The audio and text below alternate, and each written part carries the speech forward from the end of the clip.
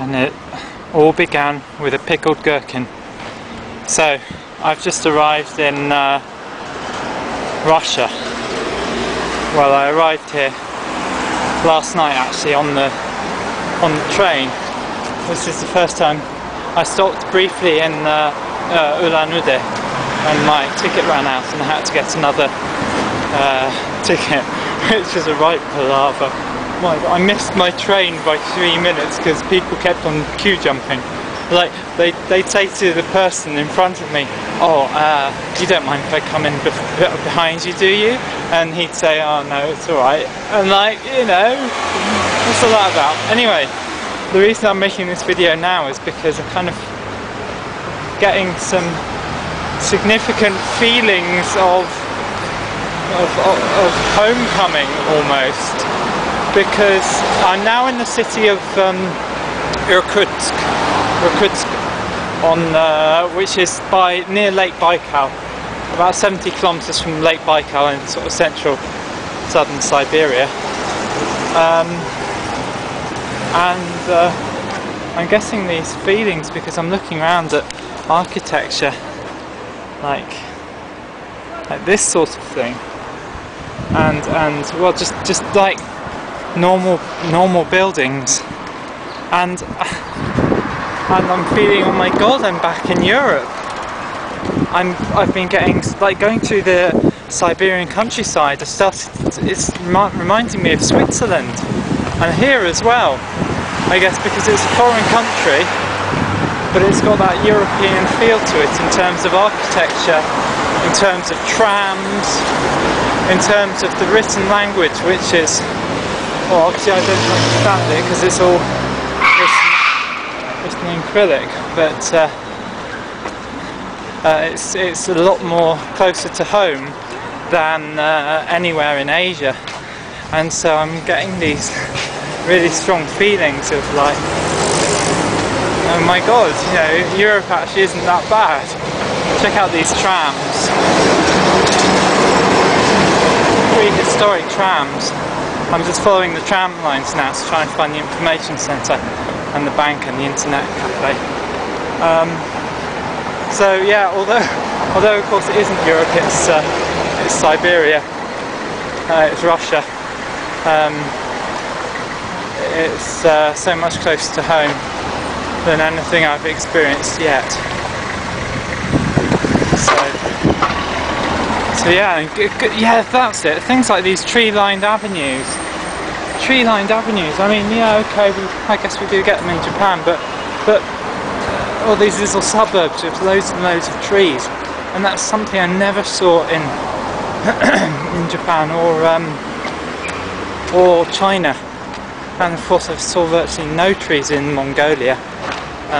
There were some in the north, but the train just passed through there. So I think the trees make such a difference. They give the town a kind of smell. You know, helps take away the smell of all the cars. Wow, check out this log cabin. It's huge. But so this kind of thing, although you wouldn't necessarily find this in Switzerland, I don't know, you got the wooden shutters, you know, all these houses made out of wood. It's feeling very nice, homely, and it's incredible how reassuring I find that, just having architecture around me that feels vaguely familiar. Yeah, I mean, check out this great wooden place. So anyway, the plan was today to head on to Lake Baikal, but according to my guidebook, the ferry left this morning. That's the thing, actually, I haven't got a clue what time it is because of the time difference, and you know, I've been going on Moscow time because I've been on the train, and once I'm off the train, no idea what time it is. And I haven't seen any clocks, so I really haven't got a clue. It's nice, mightily weird. Wow.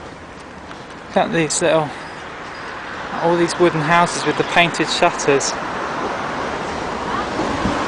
well, it's pretty amazing for me to be back in this environment. It's going to be very interesting going back to the UK, especially going through Germany and places like that, places which I haven't been to for a long time. Anyway, right, I'm going to keep on following the tram line. So for now, from Irkutsk in central southern Siberia, it's bye-bye.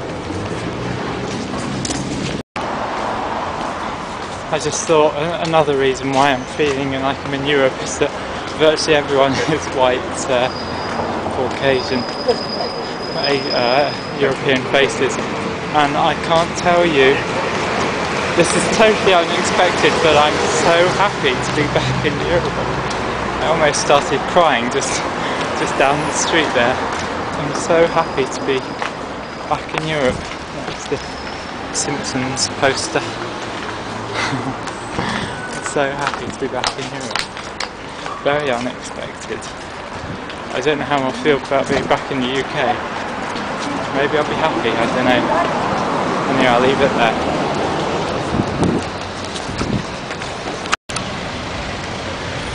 Well, we're cruising now. I've been here about a couple of hours now, and managed to change my money in a proper bank without being ripped off. I had a very good exchange rate. It basically matched the one that I had on my MacBook, so I'm really pleased about that. No extortionate fees. I then found this tiny little private hostel that it says you can't walk in, you have to book in advance. Basically it's this one-man's apartment building, and I walked in and it just so happens they've got spare places. It's really nice. It's like it's in this really grim building. If you look at it from the outside, it just looks horrendous and you never want to stay there. But you go in, it's like it's all been IKEA-ized. It's pretty cheap as well. 500, which is what, £6? It's bang in the centre of town, so I'm well chuffed with that. I'm now just off to get run over. I'm now just off to get my visa registered. When you come to Russia, visa thing is such a hassle.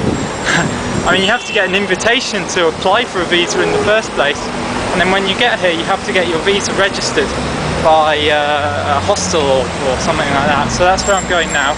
Then I'm going to go to the train station and I'm going to buy my ticket to Moscow, which I'm delighted to find out is going to cost less than £40 for a 3.5-day journey. So I'm really loving being back in Europe, kind of Europe anyway. It's a really good way to ease back into Europe after being in Asia, especially if you go through Ulan-Ude like I did. Where in Ulan-Ude, something like 50% or 60% of the locals are Mongolian, what do you call it? Originally from Mongolia, basically, but you know, 3rd, 4th generation Russian or whatever. So you got all these Asian-looking people speaking Russian, which initially was like, it's one of those things. It's like if you hear a Japanese person speaking with a Cockney accent, or a Scottish accent, for that matter, it's like, hey, what's all that about? It's like, no way, you know, it's very unusual to hear people speaking like locals.